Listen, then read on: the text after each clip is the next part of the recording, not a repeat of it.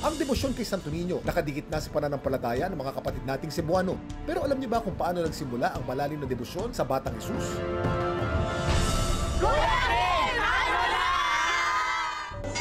Ang Senyor Santo Niño de Cebu ang pinakamatandang Christian artifact sa Pilipinas. Regalo ni Ferdinand Magellan kay Raha Humabon, ang kinikilalang leader noon ng isla ng Cebu nang dumating doon ang mananakop noong taong 1521 at sa asawa nitong si Hara Humanay.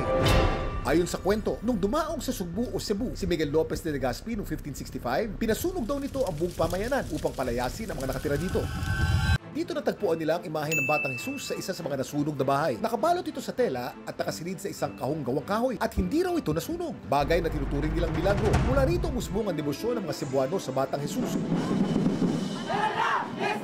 Kalaunay kumalat sa iba't ibang bahagi ng bansa. Para sa mga maraming Cebuano, ang Santo Niño ay hindi lamang isang imahen, kundi isang buhay na presensya ng Diyos na nagbibigay ng proteksyon, nagbibigay ng biyaya at gumagawa rin ng mga himala. Sa mga kapuso nating Cebuano, Happy Sinulog Festival!